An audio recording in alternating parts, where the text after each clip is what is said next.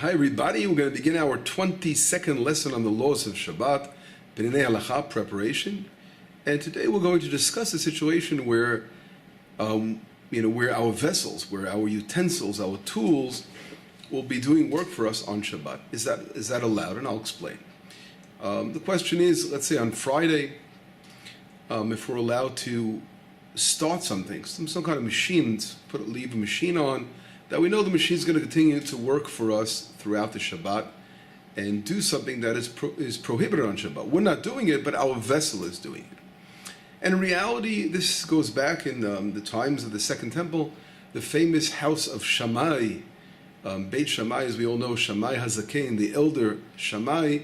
He was the Av Beit Din, the head of the father of the court, where Hillel was his counterpart. He was the prince of the court as a descendant of King David. And these great leaders of Israel, these great scholars and rabbis and holy individuals, they each set up yeshivot. So the yeshiva of Beit Shammai, of Shammai, is called the Beit Shammai, the house of Shammai, and the house of Hillel. And these major schools had an argument, a disagreement over that exact question: if your vessels are allowed to work for you for the Sabbath or not. And according to Beit Shammai, the stringent opinion is that one cannot have his vessels work for him on Friday. In other words, not only a person has to shut down from doing work on the Sabbath, but his vessels as well cannot work for him on the Sabbath. On the other hand, Beit Hillel, the house of Hillel, disagrees, and they allow one's vessels to work for him on the Shabbat.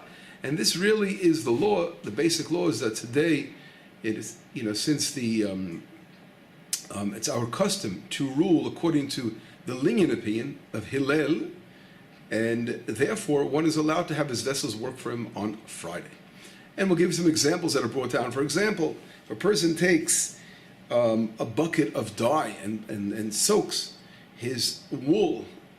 In the old days, that's how they would really make pigments, and they would soak and they would color their wool of the animals. So they would prepare the wool from the sheep. Then they would process it to make it nice and white and clean, and then they would put it in some kind of vessel where they were soaking.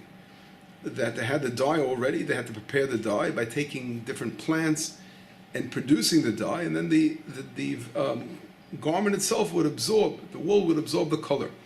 Now on Shabbat, we're not allowed to color garments. Of course, this is one of the malachot, one of the kind of labors or forbidden works on Shabbat of the 39, in preparation of garments. Not only we can't sew garments, but we can color, paint. Obviously, we say in Hebrew, hatzovea, that's one of the lametet melachot. And therefore, according to Hillel, nevertheless, if a person can soak his garment in dye before Shabbat, that although the process will continue to go along Shabbat, since in that situation he's not doing the work, but it's happening by itself. In other words, his vessels are automatically doing it on Shabbat. For the same reason, in reality, now I don't want to go here now and go into details of leaving food on before Shabbat on the plata, on the hot plate, or on the stove. These things are great questions, and we'll get to it in detail. So I don't want you to learn from here this law now, but I'm just going to mention it because it's very similar. For example, if a person has uncooked food, completely uncooked food, in reality, there's no problem of taking raw food, putting it on the fire, in other words, putting on the plata, the hot plate, and letting it cook until Shabbat afternoon, and then Shabbat afternoon eating it, because in reality, you're not cooking, your vessel is cooking for you. But here there are all kinds of issues that come along if a person accidentally is going to raise the fire or mess around with it. So those questions we're going to deal with in the proper time and understand. In what circumstances are we allowed to leave something before Shabbat and let it cook for us on Shabbat? So we will talk about that when we get to the laws of cooking. But that's another perfect example.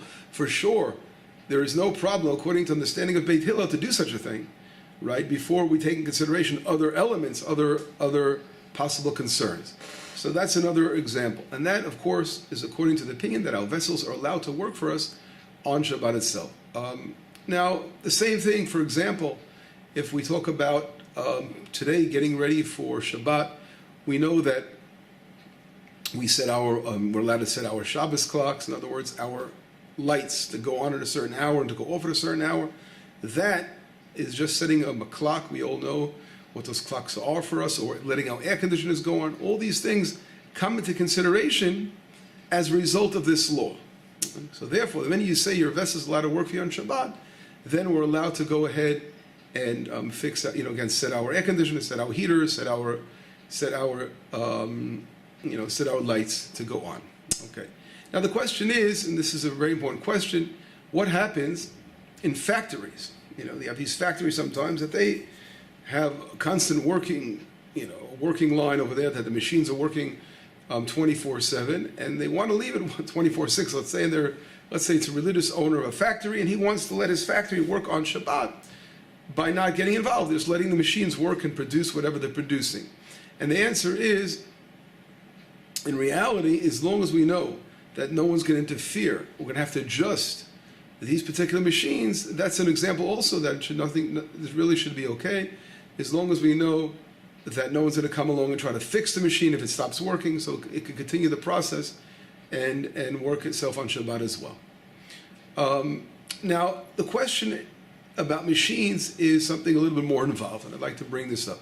What happens when this machine is left on before Shabbat that makes a very loud noise?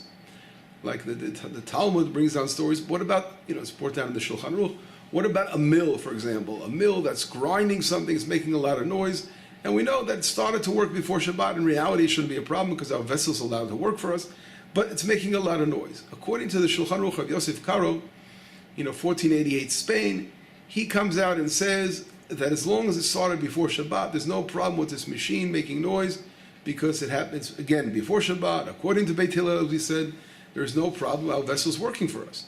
But the Ramah, the famous Rav Moshe Isserles, from Poland, 1530, from Poland, Ashkenazi Posek, he says that when the machine is making noise on Shabbat, although you said it before Shabbat, it's still making a lot of noise, it's going to disrupt the honor of Shabbat. And therefore, we should not allow machines to work that the noise will be burdensome. Because sometimes if you hear a machine going on, although it's said before Shabbat, it still interferes. We all know what that does. It can interfere with your Shabbat. If you're walking by someone's house and you hear all of a sudden someone's machine working, like a washing machine going boom or something like that, that definitely takes away from the honor of Shabbat.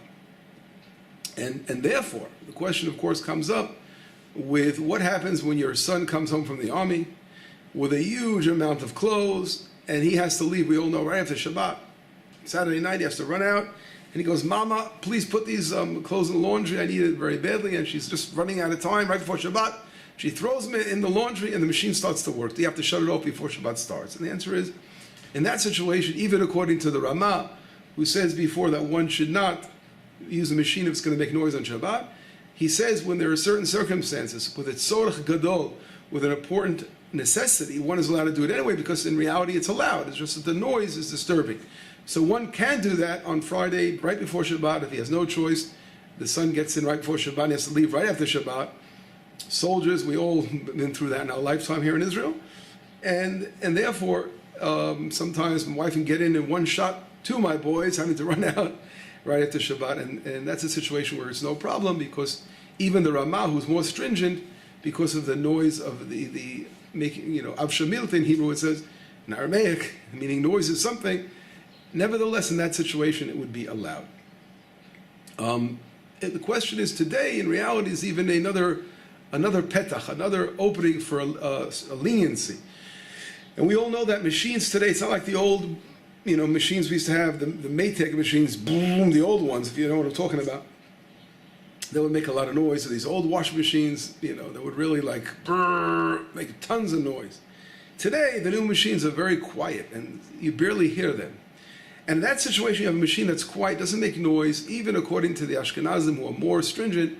There's, in reality, perhaps the Ramah would agree that it would be allowed. So in other words, today, if you have a good quiet machine that's very quiet, he doesn't make a lot of noise, there is definitely a room to be lenient there and allow one to place the laundry in right before Shabbat, although it's going to continue to work on Shabbat, as long as it's going to be very quiet.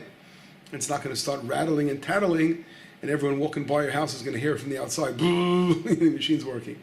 But anyway, that is another example. And of course, things that we know, machines that don't make of course, any noise, and very quiet, there's no issue there. As always we mentioned before, lights going on, doesn't make any noise for sure, and that's allowed to happen, as we said before. And again, factories that have their machines that are not bothering anybody's quiet machines, that they want to run them on Shabbat as long as no one's going to be there and going to start playing around with it, God forbid, it could be a cause for Chilul Shabbat, that would be okay. So this was our 22nd lesson of the laws of Shabbat.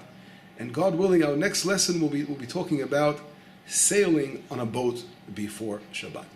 Okay, catch you then. Bye-bye.